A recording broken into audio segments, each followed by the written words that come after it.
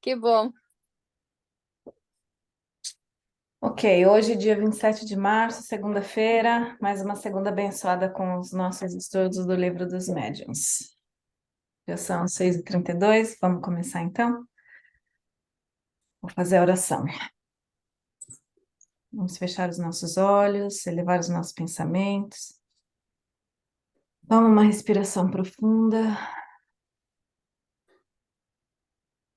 Obrigada, meu Pai, por mais essa oportunidade de estarmos aqui unidos para receber um pouquinho mais de seus ensinamentos. Abençoa este momento, agradecemos a espiritualidade amiga que nos conduz, que nos acompanha, e que nós, encarnados, desencarnados, possamos receber essa bênção, esse bálsamo que é o conhecimento.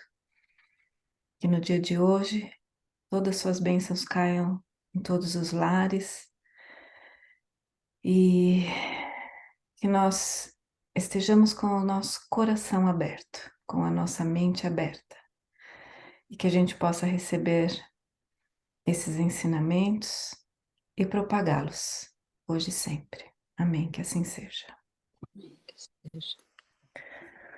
Ok, deixa eu compartilhar aqui o nosso livro. Ok, então vamos lá. Estamos hoje, capítulo 23 da obsessão. Vamos falar sobre obsessão simples, fascinação, subjugação, causas da obsessão e meios de a combater. Item 237. Entre os escolhos que apresenta a prática do espiritismo, cumpre-se coloque na primeira linha a obsessão, isto é, o domínio de alguns espíritos logram adquirir sobre certas pessoas. Nunca é praticada senão pelos espíritos inferiores que procuram dominar. Os bons espíritos nenhum constrangimento infligem. Aconselham, combatem, combatem a influência dos maus e, se não os ouvem, retiram-se. Os maus, ao contrário, se agarram àqueles de quem podem fazer suas presas. Se chegam a dominar algum, identificam-se com o espírito deste e o conduzem como se fora verdadeira criança. A obsessão apresenta caracteres diversos, que é preciso distinguir e que resultam do grau do constrangimento e da natureza dos efeitos que produz. A palavra obsessão é, de certo modo, um termo genérico, pelo qual se designa esta espécie de fenômeno, cujas principais variedades são a obsessão simples, a fascinação e a subjugação. 238.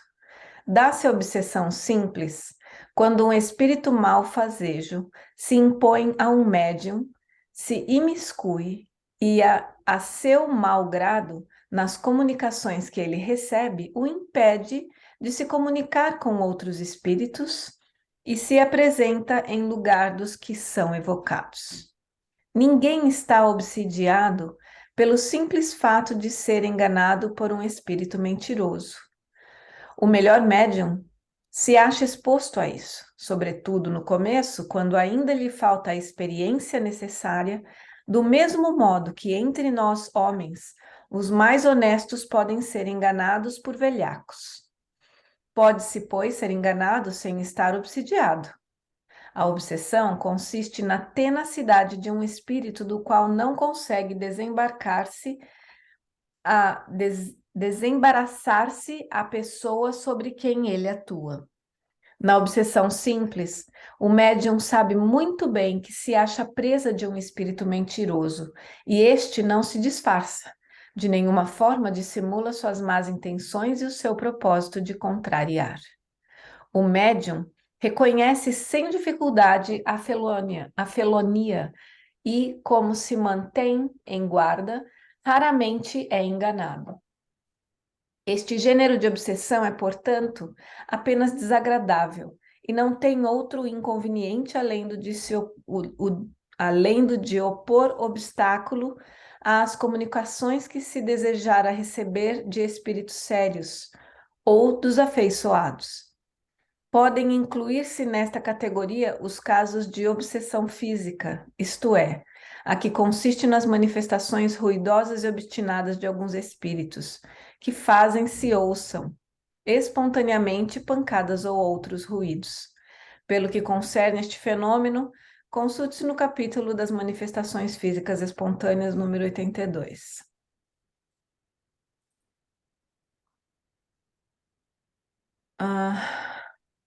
Alguma dúvida ou pergunta, comentário nessa parte da obsessão simples? Aqui ele fala só de espírito com médium, apesar de que quando nós mesmos sem mediunidade desenvolvida, quando a gente se deixa ter essa mediação de energias, né, do espírito inferior para cá, a gente está colocando para fora aí, ou desenvolvendo alguma mediunidade. Eu queria fazer um breve comentário, Karina. Diga, Jorge. A sensação que às vezes que pode acontecer, assim, o que pode acontecer é uma má interpretação desse texto, Hum, dando a entender que só é obsediado um quem é médium. médium. Uhum, Não. Vamos lembrar uma coisa: os espíritos são uma das forças da natureza. uhum, O que pode acontecer é o seguinte: o médium ele vai perceber essa influência. uhum, A pessoa pode ter grau zero de mediunidade, certo? Pode uhum, acontecer? Pode. Mas ela não vai, por esse fato, ela não vai ser influenciada? Vai. Só que ela não vai perceber. Porque senão assim é muita injustiça, né? sim. Muitas pessoas são influenciadas, não percebem, não porque não sejam médiums. São médiums, mas não têm consciência da situação. E Uhum, as pessoas que não têm nenhum grau de mediunidade estão aí tranquilas. Não, não é bem assim. Todos são influenciados pelos espíritos, todos. O médium ele tem consciência, e conforme a maturidade dele, conforme o esclarecimento que ele tenha, e conforme a sua dedicação ao estudo, ele vai percebendo essa influência, entendeu? maravilha. Então vamos lá, 239. A fascinação tem consequências muito mais graves. É uma ilusão produzida pela ação direta do espírito sobre o pensamento do médium e que, de certa maneira, lhe paralisa o raciocínio relativamente às comunicações. O médium fascinado não acredita que o estejam enganando. O espírito tem a arte de lhe inspirar confiança cega, que o impede de ver o embuste e de compreender o absurdo do que escreve, ainda quando esse absurdo salte aos olhos de toda a gente. A ilusão pode mesmo ir até o ponto de o fazer achar sublime a linguagem mais ridícula. Fora erro acreditar que a este gênero de obsessão só estão sujeitas as pessoas simples, ignorantes e baldas de senso. Dela não se acham isentos nem os homens de mais espírito, os mais instruídos e os mais inteligentes sob outros aspectos, o que prova que tal aberração é efeito de uma causa estranha, cuja influência eles sofrem. Já dissemos que muito mais graves são as consequências da fascinação. Efetivamente, graças à ilusão que dela decorre, o espírito conduz o indivíduo de quem ele chegou a apoderar-se, como faria com um cego, e pode levá-lo a aceitar as doutrinas mais estranhas, as teorias mais falsas, como se fossem a única expressão da verdade. Ainda mais, pode levá-lo a situações ridículas, comprometedoras e até perigosas. Compreende-se facilmente toda a diferença que existe entre a obsessão simples e a fascinação. Compreende-se também que os espíritos que produzem esses dois efeitos devem diferir de caráter. Na primeira, o espírito que se agarra à pessoa não passa de um importuno pela sua tenacidade e de quem aquela se impacienta por desembaraçar-se. Na segunda, a coisa é muito diversa. Para chegar a tais fins, é preciso que o espírito seja destro, ardiloso e profundamente hipócrita, porquanto não pode operar a mudança e fazer-se acolhido, senão por meio da máscara que toma e de um falso aspecto de virtude. Os grandes termos caridade, humildade, amor de Deus lhe servem como que de carta de crédito, porém, através de tudo isso, deixa passar sinais de inferioridade, que só o fascinado é incapaz de perceber. Por isso mesmo que o fascinador mais teme são as pessoas que veem em claro. Daí o consistir a sua tática, quase sempre em inspirar ao seu intérprete o afastamento de quem quer que lhe possa abrir os olhos. Por esse meio, evitando toda contradição, fica certo de ter razão sempre. Jorge tem algo para nos acrescentar? É bem para aqueles eles estão comentando médiuns, né? Mas é para creio que para qualquer pessoa sem conhecimento seria mais fácil para esses espíritos se... Eu já vivenciei, assim, Hum, vivenciei não uma fascinação, uhum, mas eu vivenciei um grupo, há muitos anos atrás, de pessoas uhum, de um grupo espírita, certo? Como é que eu percebi? Deixa eu contextualizar vocês. uhum, Lá no trabalho, desde muito cedo, todos sabiam que eu era espírita, certo? uhum, Isso lá na época que eu servia na base aérea de Belém. Mas assim, no começo da minha carreira profissional, né? Isso foi nos anos 90. Aí chegou um militar muito mais antigo que eu na carreira militar, que era espírita e soube que eu era espírita, e veio comigo. Ô Jorge, e tal, nós estamos aí um grupo de estudo. É bacana. Aí ele ficou falando, nós temos um grupo de estudo dedicado à doutrina espírita. Eu fiquei, já comecei a ficar animado, não é mesmo, cara? E como é que é? Não, agora é o seguinte, só pessoas seletas. uhum, Aí eu já botei um pé para trás, né? Aí assim, como assim? Não, porque lá o nosso mentor é J. Herculano Pires e ele só fala, ele só pode, ele diz pra gente, eu só posso falar isso aqui porque vocês são a elite do conhecimento. Rapaz, a uhum, partir disso aí eu gelei. Aí ele começou com os absurdos dele, né? Quando você vê a pessoa, dá uma pessoa normal, mas ele, conforme você vai se aprofundando no diálogo, aí ele vê absurdo. Por exemplo, Jorge, olha só, Jorge, você não vê isso em canto nenhum, mas lá no nosso grupo tem. O que é, meu amigo? Uma pessoa está para desencarnar. Tipo assim, um senhor de 60 anos de idade. Ele vai embora, olha só, ele adormece, sai do corpo e entra outro espírito lá nele. Aí eu falei, meu Deus do céu, cara. Então veja, aí eu percebi o seguinte: o mistificador, que é o espírito, facilmente conseguiu envolver ele e o grupo, como? Pelo orgulho, uhum. dizendo que você só é elite do conhecimento, dizendo que não pode falar isso em outros grupos, esquecendo Kardec, que a verdade é universal, não é restrita. Orgulho e vaidade. Orgulho e vaidade, exatamente. Então, assim, e já estava no grau de fascinação, porque Sim, se eu sim. fosse contra-argumentar, eles, não, o meu mentor, ele não fala mentira, não. Tu tá entendendo? Então, assim, foi chocante para mim, porque era um grupo espírita, é, ele não era um centro espírita, tá? Uhum, Era um grupo espírita de estudo, certo? Que eu fiquei animado em querer participar, mas no primeiro contato que eu tive com o dirigente do grupo, eu já, sabe quando o gato fica assustado, fica todo oriçado? Pronto, foi sim. assim minha reação. E eu não quis mais papo, ele sempre insistindo, venha participar do nosso grupo e tá, ele, não, que eu tô sem tempo, não sei o quê. Resultado, a fascinação. E outra vez, foi já recente, né? Eu digo recente, foi assim, em 2015, o grupo, o centro espírita que eu fui evangelizado em Recife. Uhum, E deixa eu contextualizar vocês. O Neil é um centro espírita em Recife, no bairro. Alguém conhece Recife? Não, né? É nunca. num bairro muito, muito, digamos assim, é, é, é centro da cidade, mas é periferia ao mesmo tempo. Sim. Por quê?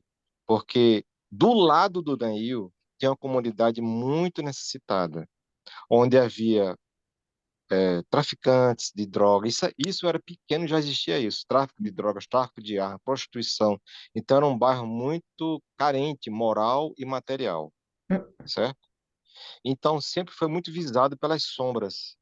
Sempre foi muito visado. Sempre, sempre. E eu me lembro desde criança, gente, que a espiritualidade avisava a gente. Cuidado, mantenha uma vigilância. O Neo é muito visado pelas sombras, sempre, sempre batendo. Menina, o que aconteceu uma vez? Eu fiquei assim, tão chocado, que eu agradeci a Deus e não estava mais em Recife. Minha mãe que me falou isso em prantos. O que aconteceu? Alberto Almeida, vocês conhecem, foi fazer uma palestra lá no NEIU, olha que bênção. Foi fazer um seminário. Mas olha só, um grupo se sentiu magoado porque não foi o palestrante que eles queriam convidar. Hum. Até aí tudo bem, né? Até aí tudo bem, ó, ficou magoado. Tudo bem, vamos indo. Mas houve uma segunda cena. Qual foi a segunda cena? Pelo incrível que possa parecer, eu só acreditei porque foi minha mãe que me contou. Eles começaram a difamar o diretor, uma pessoa muito íntegra, na época do Neil, presidente, dizendo que ele estava roubando dinheiro e que o seminário do Alberto Almeida não ia ser frutífero, que nós boicotássemos a, o seminário. Nossa, Então você percebe, então a partir daí foi ladeira abaixo, é. foi ladeira abaixo, porque gente, isso foi uma atitude de quê? De um sinédrio. Hum. Isso foi uma atitude de um sinédrio, isso foi uma atitude de um parlamento romano, mas não de uma casa cristã. Então observem que isso é muito sério, porque em 2004 quando Divaldo foi ameaçado por um grupo de entidades dizendo que queria tirar o nome de Jesus da história, e Divaldo fala assim: eles não estavam brincando, eles não estavam. É só observar agora como é que está o mundo. Na Europa, vou dizer, 80% da população se diz ateia. Nas Américas, se eu, se eu dizer que sou cristão, ou em qualquer denominação, já vi um pessoal dizer que eu sou, como é que eles estão dizendo, discurso de ódio. Eita, Na França, você é muçulmanos. proibido de dizer que é cristão. É. Você é proibido de usar símbolo, você não pode. Mas você pode parar uma rua e cultuar Maomé. Hum. Então vejamos que Divaldo até falou isso agora, ele teve agora em Massachusetts, agora eu botei até palestra aí no Hum. grupo, muito interessante, muito boa, que são pessoas que estão sendo teleguiadas. É uma fascinação. Elas não estão percebendo que estão sendo instrumento desses espíritos grotescos Hum. e estão convictas que elas estão não livre de pensar, não são livre de pensar. Mas tem um livro muito bom do Emmanuel Cristiano que ele fala sobre, eu acho que é nos bastidores. Ele tem vários livros, um deles é Acontecendo na Casa Espírita. Deixa eu ver aqui, gente. E aqui, já achei. Vou mostrar ele aqui para vocês. É esse livro aqui, ó. Hum. Eu vou bater a foto e botar no grupo. É Tá. Bastidores da Mediunidade. Ele mostra vários casos de médiuns que começaram o processo de fascinação, foram alertados inúmeras vezes, mas foram teimosos, Hum. e a maioria deles aconteceu com eles, porque a fascinação ela tem um prejuízo para o corpo, ela tem um lado deletério. Da mesma forma, quando eu faço bem, existe um lado benéfico para o corpo. Voltando ao exemplo de Divaldo. Divaldo está com 90, vai fazer 95 anos, está com cara de 70, Sim. né? Agora, se ele fosse um médium fascinado, ele não chegaria aos 90. Talvez ele não chegasse aos 80, se ele fosse um médium fascinado. Por quê?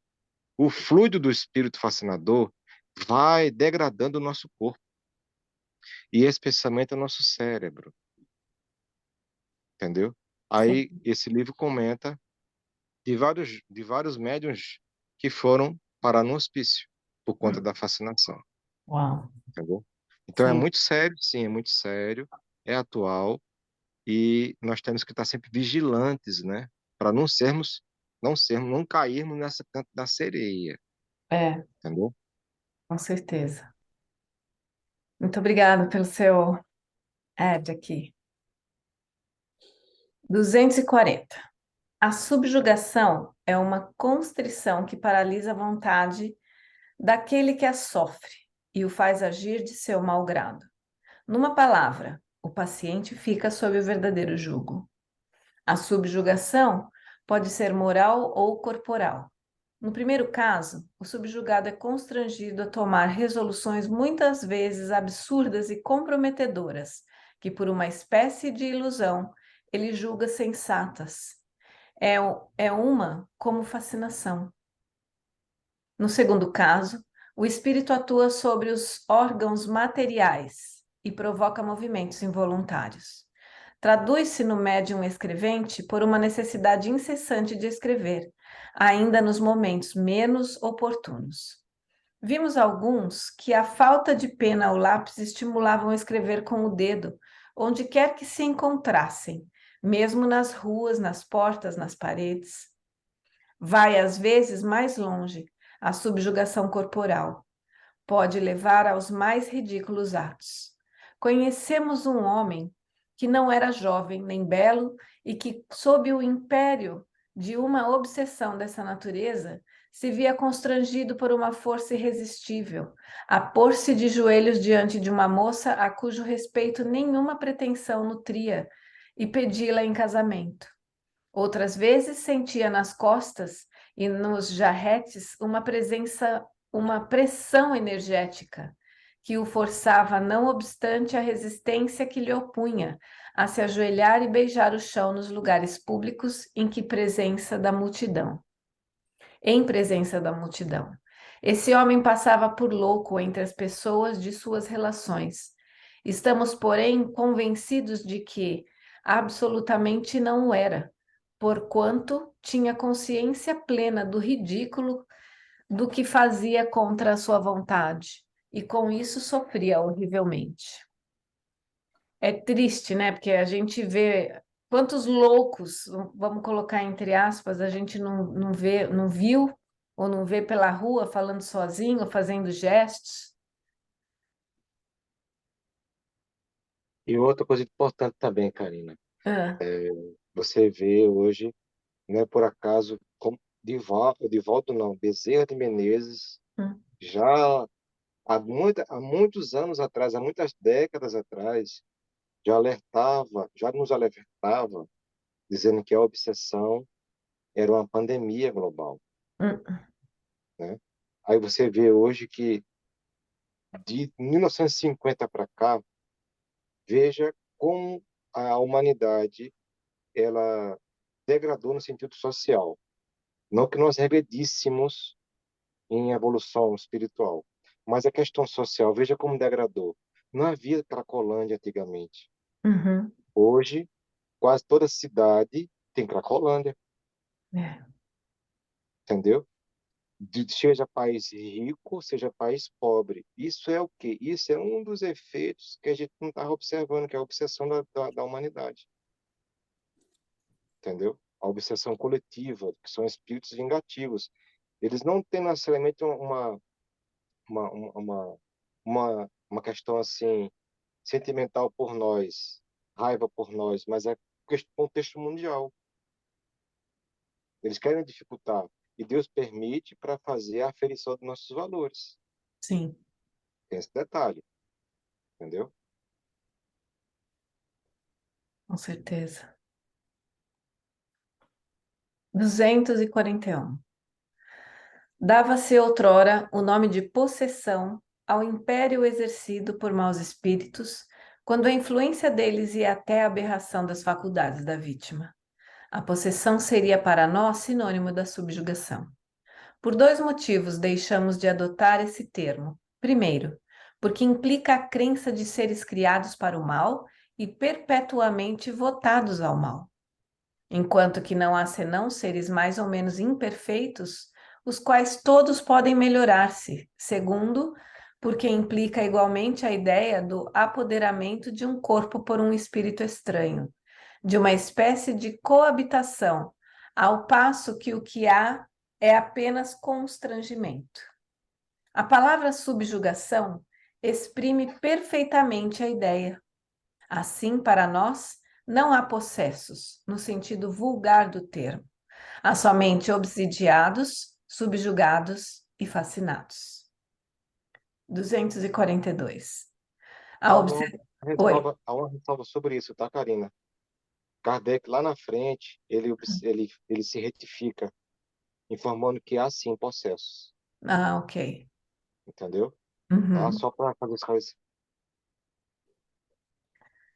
242. A obsessão, como dissemos, é um dos maiores escolhos da mediunidade e também um dos mais frequentes. Por isso mesmo, não serão demais todos os esforços que se empreguem para combatê-la, porquanto além dos inconvenientes pessoais que acarreta, é um obstáculo absoluto à bondade e à veracidade das comunicações. A obsessão de qualquer grau, sendo sempre efeito de um constrangimento, e este não podendo jamais ser exercido por um bom espírito, segue-se que toda comunicação dada por um médium obsidiado é de origem suspeita e nenhuma confiança merece. Se nelas alguma coisa de bom se encontrar, guarde-se isso e rejeite-se tudo o que for simplesmente duvidoso. 200 e... só para complementar, eu acho que se a gente continuar estudando, né, é igual quando o seu colega falou do estudo que te colocou, fez você colocar um pé para trás. Quando a gente tiver essa sensação de dúvida, de pé para trás, logo num primeiro instinto, é algo que a gente tem que meditar, orar sobre essa intuição logo de prima, para que a Exatamente. gente não caia, né? E também não deixou de ser também, Karina, uma tentação, Uhum, porque ele inflou meu ego. Só uhum, pessoas seletas. uhum, Se eu tivesse caído no canto da sereia, estava hoje, sabe Deus aonde, é verdade. É entendeu? verdade. 243. Reconhece-se a obsessão pelas seguintes características. Primeira, persistência de um espírito em se comunicar, bom ou mau grado, pela escrita, pela audição, pela tipologia, etc., opondo-se a que outros espíritos o façam. Segunda, ilusão que, não obstante a inteligência do médium, o impede de reconhecer a falsidade e o ridículo das comunicações que recebe. Terceira, crença na infalibilidade e na identidade absoluta dos espíritos que se comunicam e que, sob nomes respeitáveis e venerados, dizem coisas falsas ou absurdas. Quarta, confiança do médium nos elogios que lhe dispensam os espíritos que por ele se comunicam. Quinta, disposição para se afastar das pessoas que podem emitir opiniões aproveitáveis. Sexta, tomar a mal a crítica das comunicações que recebe. Sétima, necessidade incessante e inoportuna de escrever. Oitava, constrangimento físico qualquer, dominando-lhe a vontade e forçando-o a agir ou falar a seu malgrado. E nona, rumores e desordens persistentes ao redor do médium, sendo ele de tudo a causa ou o objeto. Ou seja, a gente tem que ter bom senso para isso, né? Nem tudo que. Nem toda o sinal ou comunicação da espiritualidade é bonito, ou é algo que faça trazer a sua vaidade e você acredite em tudo aquilo que está ao seu redor. Então, tem que ponderar todos esses itens, mas usar da intuição também, né? Usar do bom senso mais uma vez, porque os espíritos superiores, eles não vão fazer a qualquer hora, a qualquer momento, a qualquer lugar, uma comunicação para impressionar, a não ser que a gente esteja em, sei lá, em alguma precisão, né? Que a gente precisa de uma luz no final do túnel. Só que não vai vir dessa forma. Eu acho que essas formas, elas são muito grotescas, né? O espírito superior, ele já se comunica com a gente de uma maneira mais sutil, mais amorosa, e a gente sente diferente, até mesmo fisicamente, quando essa mensagem é mais superior, não? Então vamos lá, 244. Diante do perigo da obsessão, ocorre perguntar se não é lastimável o ser-se médium. Não é a faculdade mediúnica que a provoca? Numa palavra, não constitui isso uma prova de inconveniência das comunicações espíritas? Fácil se nos apresenta a resposta e pedimos que a meditem cuidadosamente. Não foram os médiuns nem os espíritos que criaram os espíritos. Ao contrário, foram os espíritos que fizeram haja espíritas e médiuns. Não sendo os espíritos mais do que as almas dos homens, é claro que há espíritos desde quando há homens. Por conseguinte, desde todos os tempos, eles exerceram influência salutar ou perniciosa sobre a humanidade. A faculdade mediúnica não lhes é mais que um meio de se manifestarem. Em falta dessa faculdade, fazem-no por mil outras maneiras, mais ou menos ocultas. Seria, pois, erro crer-se que só por meio das comunicações escritas ou verbais exercem os espíritos sua influência. Esta influência é de todos os instantes, e mesmo os que não se ocupam com os espíritos ou até não creem neles, estão expostos a sofrê-la, como os outros e mesmo mais do que os outros, porque não têm com que a contrabalancem, com que a contrabalancem. A mediunidade é para o espírito um meio de se fazer conhecido. Se ele é mau, sempre se trai, por mais hipócrita que seja. Pode, pois, dizer-se que a mediunidade permite se veja o inimigo face a face. Se assim nos podemos exprimir e combatê-lo com suas próprias armas. Sem essa faculdade, ele age na sombra e, tendo a seu favor a invisibilidade, pode fazer e faz realmente muito mal. A quantos atos não é o homem impelido para a desgraça sua, e que teria evitado se dispusesse de um meio de esclarecer-se. Os incrédulos não imaginam enunciar uma verdade quando dizem de um homem que se transvia obstinadamente. É o seu mau gênio que o impede a própria perda.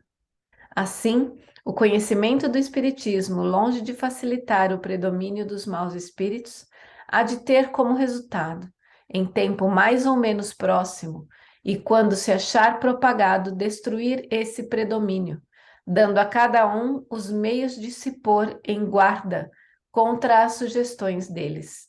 Aquele então que sucumbir só de si terá que se queixar.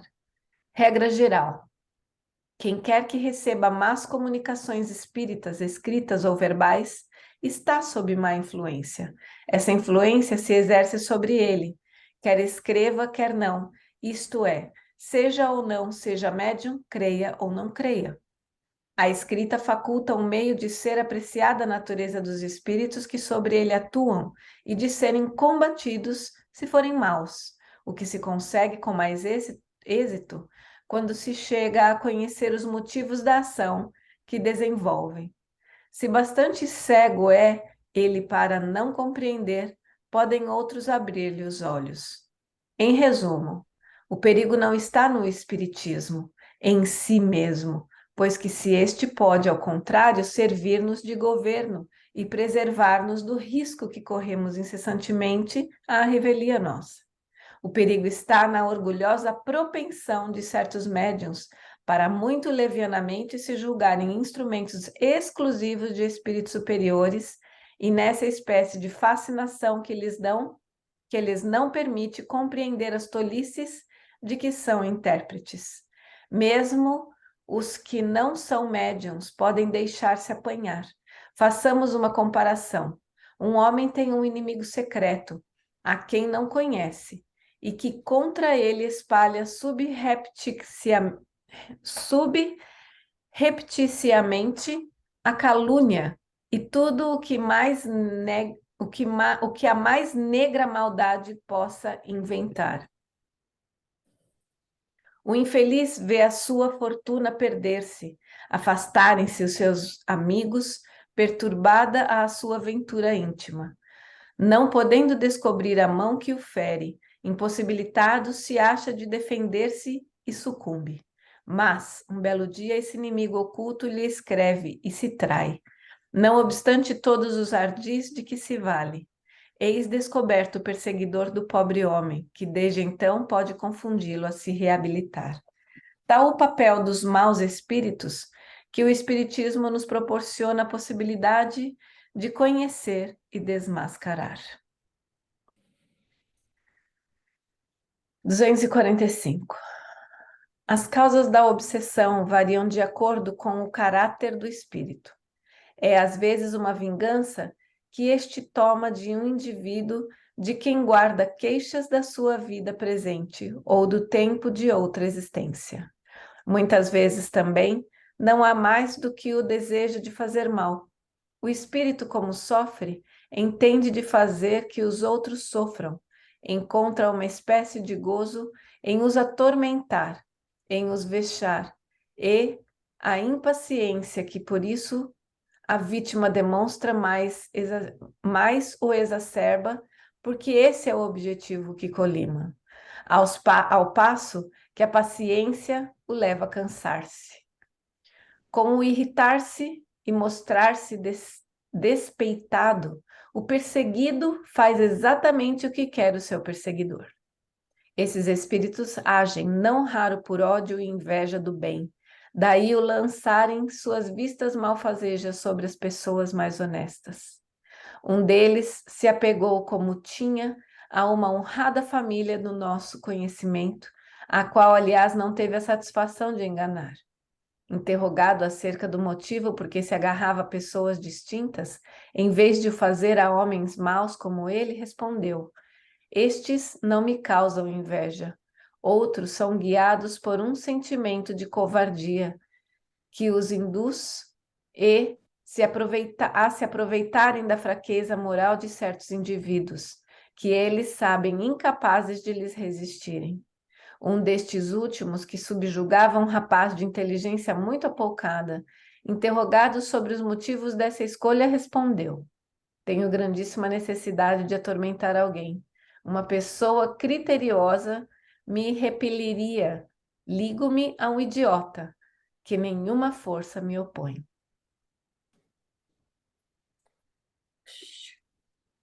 Isso foi em 1800 alguma coisa, né, gente? É.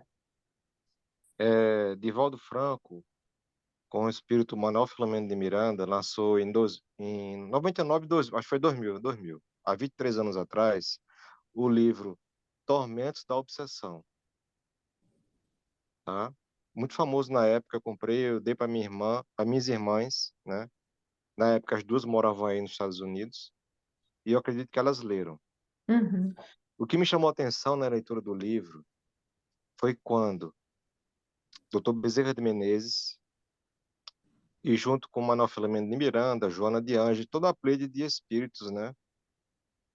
Trabalhando em prol dessa entidade, desse centro que nós sabemos hoje que era o centro de Divaldo, certo? A Uhum. Mansão do Caminho. Eles queriam destruir.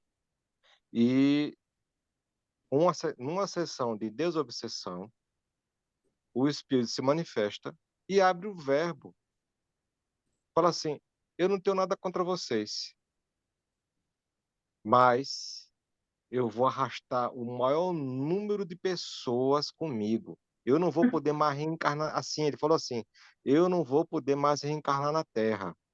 Então ele tinha inveja de todos nós. Ele Uhum, tinha inveja. Como esse espírito falou aí, uhum, é, aquelas pessoas mais não me causam inveja. Então ele tinha inveja de quem estava encarnado, que estava aproveitando essa oportunidade ímpar na nossa evolução, essa reencarnação para nós é ímpar. uhum, Ela é ímpar. Ela só perde para o momento em que estávamos lá com Jesus. Só esse momento. Mas ela é decisória, ela é marcante, ela irá ser marcante. Então ele falou isso. Vou arrastar o maior número de pessoas comigo. Depois ele foi, ele foi levado para o ambiente dele e ele estava resoluto, apesar de Bezerra, com todo o amor, com todo o carinho, ele estava impermeável a qualquer ação benéfica em prol dele mesmo, uhum, porque a inveja misturada com o ódio estava tão grande nele que ele não se permitiu, porque ele já assim, é como se fosse assim, Karina, já que eu vou ser exilado e na mente dele, na mente doente dele, ele acha que ser exilado é um castigo. Muito pelo uhum, contrário, é uma bênção que ele não tem ideia, entendeu? Então, se ele soubesse ver a bênção que Deus é Pai de todos, Deus é Pai de todos, e se ele souber aceitar a repreensão cabida, justa, mas amorosa, uhum. ele iria ter outra atitude mental, Sim, entendeu? Mas é isso. é. Obrigada, Jorge. 246. Há espíritos obsessores sem maldade, que alguma coisa mesmo denotam de bom, mas dominados pelo orgulho do falso saber. Têm suas ideias, seu sistema sobre as ciências, a economia social, a moral, a religião, a filosofia, e querem fazer de suas opiniões prevalecerem. Para esse efeito, procuram médiuns bastante crédulos para os aceitar de olhos fechados, e que eles fascinam, a fim de os impedir de discernirem o verdadeiro do falso. São os mais perigosos, porque os sofismas nada lhes custam e podem tornar cridas as mais ridículas utopias. Como conhecem o prestígio dos grandes nomes, não escrupulizam em se adornarem com um daqueles diante dos quais todos se inclinam, e não recuam sequer ante o sacrilégio de se dizerem Jesus, a Virgem Maria ou um santo venerado. Procuram deslumbrar por meio de uma linguagem empolada, mais pretensiosa do que profunda, eriçada de termos técnicos e recheada das retumbantes palavras caridade e moral. Cuidadosamente evitarão dar um mau conselho, porque bem sabem que seriam repelidos. Daí vêm os que são por eles enganados, os defendem dizendo: bem vedes que nada dizem de mal. A moral, porém, para esses espíritos é simples passaporte, é o que menos o preocupa, é o que menos os preocupa. O que querem, acima de tudo, é impor suas ideias, por mais disparatadas que sejam. Aí tá um pedido bom, né? Da gente, se a gente gosta de pedir, que a gente tenha a sabedoria de discernir o falso do verdadeiro. 247. Os espíritos dados a sistemas são geralmente escrevinhadores, pelo que buscam os médiuns que escrevem com facilidade e dos quais tratam de fazer instrumentos dóceis e, sobretudo, entusiastas, fascinando-os. São quase sempre verbosos, muito prolixos, procurando compensar a qualidade pela quantidade. Comprazem-se em ditar aos seus intérpretes volumosos escritos indigestos e frequentemente pouco inteligíveis, que felizmente têm por antídoto a impossibilidade material de serem lidos pelas massas. Os espíritos verdadeiramente superiores são sóbrios de palavras, dizem muita coisa em poucas frases. Segue-se que aquela fecundidade prodigiosa deve sempre ser suspeita. Nunca será demais toda a circunspecção quando se trate de publicar semelhantes escritos. As utopias e as excentricidades que neles por vezes abundam e chocam o bom senso produzem lamentável impressão nas pessoas ainda noviças na doutrina, dando-lhes uma ideia falsa do espiritismo, sem mesmo se levar em conta que são armas de que se servem seus inimigos para ridicularizá-lo. Entre tais publicações, algumas há que, sem serem más e sem provirem de uma obsessão, podem considerar-se imprudentes, intempestivas ou desazadas. 248. Acontece muito frequentemente que um médium só se pode comunicar com um único espírito que a ele se liga e responde pelos que são chamados por seu intermédio. Nem sempre há nisso uma obsessão, porquanto o fato pode derivar da falta de maleabilidade do médium, de uma afinidade especial sua com tal ou tal espírito. Somente há obsessão propriamente dita quando o espírito se impõe e afasta intencionalmente os outros, o que jamais é obra de um espírito bom. Geralmente, o espírito que se apodera do médium, tendo em vista dominá-lo, não suporta o exame crítico das suas comunicações. Quando vê que não são aceitas, que as discutem, não se retira, mas inspira ao médium o pensamento de se insular, chegando mesmo, não raro, a ordenar-lhe. Todo médium que se melindra com a crítica das comunicações que obtém, faz-se eco do espírito, que o domina. Espírito esse que não pode ser bom, desde que lhe inspira um pensamento ilógico, qual o de se recusar ao exame.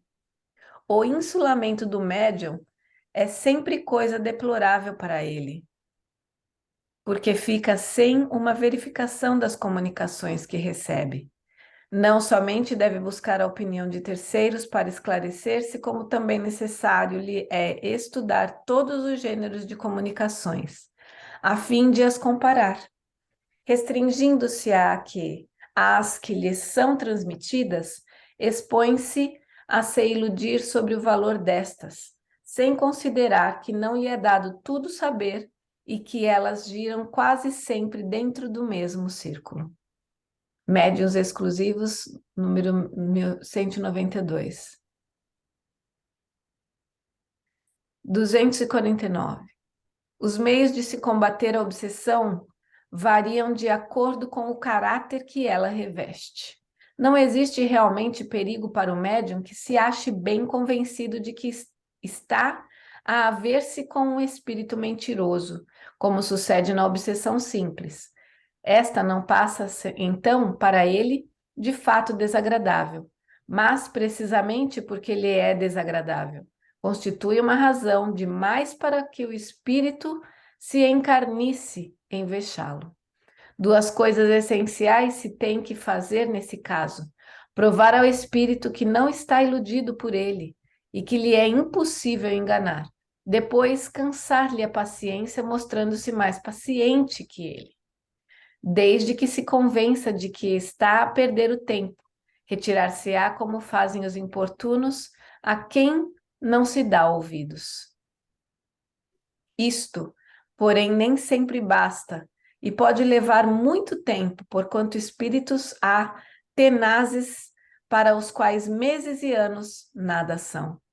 Além disso, portanto, deve o médium dirigir um apelo fervoroso ao seu anjo bom, assim como aos bons espíritos, que lhes são simpáticos, pedindo-lhes que o assistam. Quanto ao espírito obsessor, por mal que seja, deve tratá-lo com severidade, mas com benevolência, e vencê-lo pelos bons processos, orando por ele.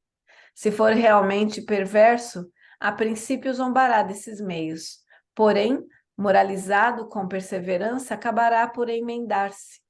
É uma conversão a empreender, tarefa muitas vezes penosa, ingrata, mesmo desagradável, mas cujo mérito está na dificuldade que ofereça, e que, se bem desempenhada, dá sempre a satisfação de se ter cumprido um dever de caridade, e quase sempre a de ter se reconduzido ao bom caminho uma alma perdida.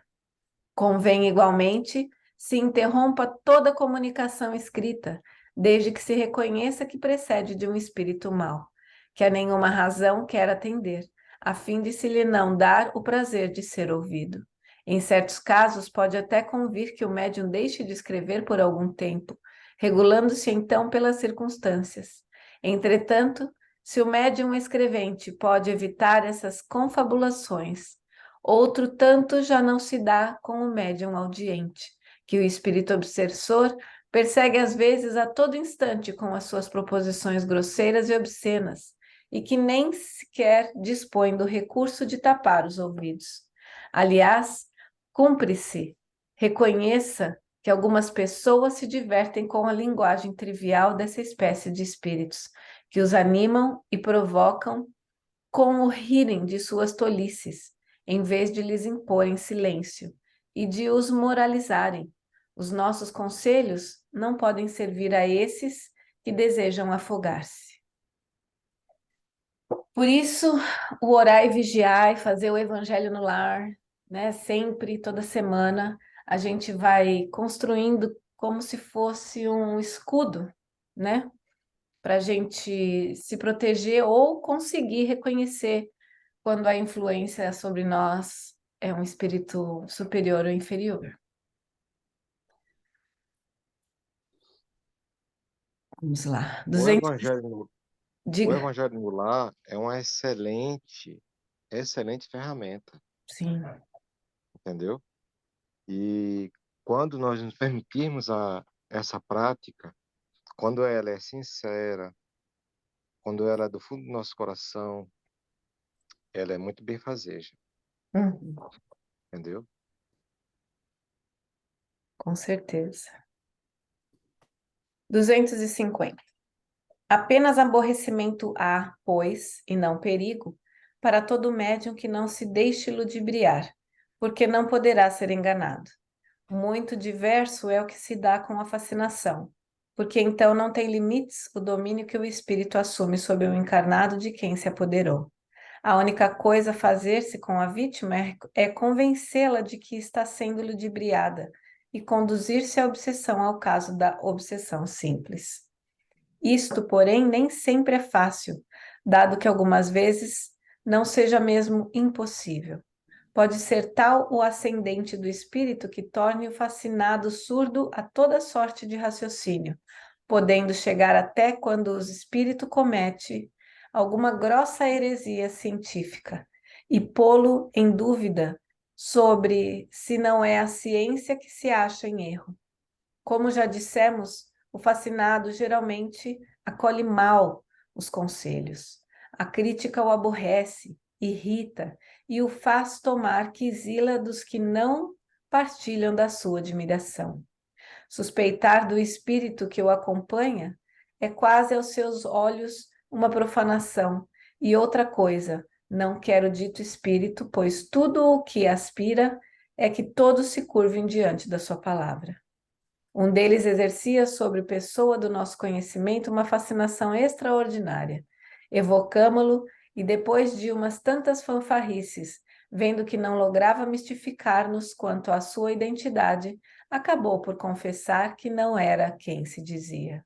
Sendo-lhe perguntado por que ludibriava de tal modo aquela pessoa, respondeu com estas palavras que pintam claramente o caráter desse gênero de espírito. Eu procurava um homem que me fosse possível manejar. Encontrei-o, não o largo. Mas se lhe mostrais as coisas como são, ele vos soltará isso.